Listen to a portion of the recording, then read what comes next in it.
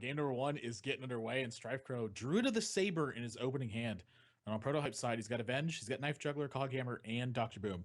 Does have the coin, of course, but not really too much use able to be made of his hand right now. And Noble Sacrifice, I think, is an okay pickup to go along with his Avenge.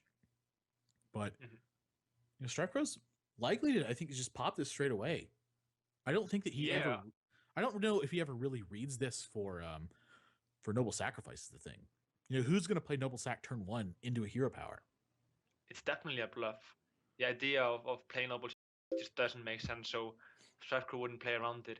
His idea is to go for turn 2 Juggler and have people assume that this is going to be something like Rebirth or Avenge, which would be common turn 1 secrets. But to talk a bit about this Nymph Druid here, double Living Roots, double Power of the Wild, Mark of the Wild, Savage Combatant, Druid of the Saber. There's going to be no Ancient of Lore.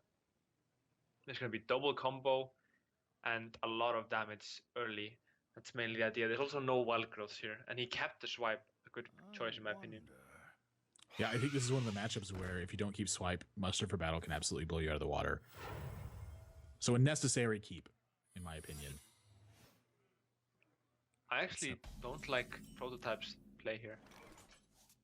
I really don't like this. The idea of,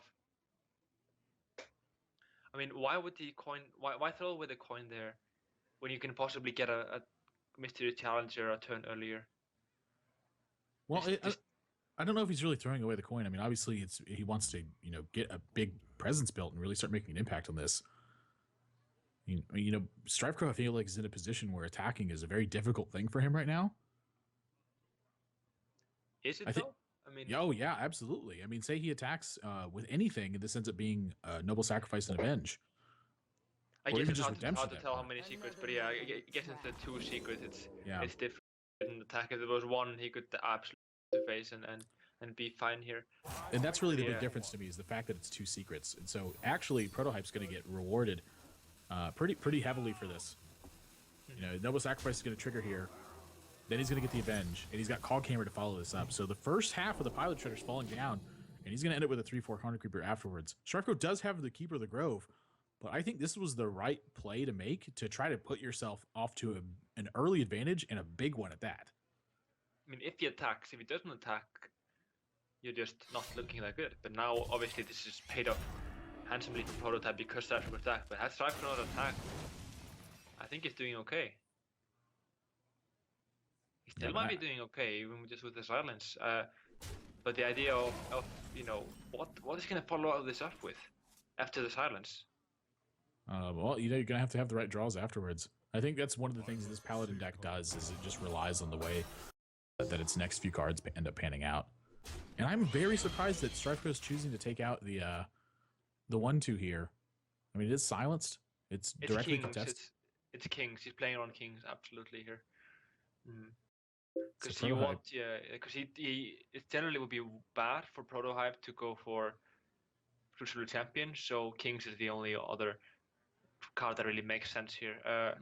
But yeah, now he's just dead. If he had he's in trouble. I mean, not that obviously, but had he waited and kept the coin, he could go for a turn like turn 5 Loatheb into turn 6 Dr. Boom, or possibly turn 5 Mystery Challenger. So I don't know.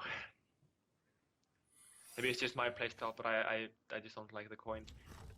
It's a difficult decision to make here, is whether or not he wants to try to get the Juggler, or whether or not he wants the Redemption down. And honestly, it looks tough either way. I can see both sides of this. On one hand, I don't want to use the Redemption right now because I would like to get something better out of it. But on the other hand, am I really going to get value out of a 1/1? And am I ever going to get more value out of Redemption? And I think the answer to both of those feels like a no. And so because of that, the secret does start to put a little bit more strain on what StrifeCro is thinking. Just try to get him to make a misstep at some point in the way so that you can really, really try to take a lead in this game. Instead, it ends up being just the Knife Juggler. So he does end up killing off this Keeper of the Grove. But what else is happening after that? I mean, StrifeCro has to innovate this Pilot Shredder, obviously. But other than that, he's trading an Innovate for a Rebirth, and I think that's a good trade.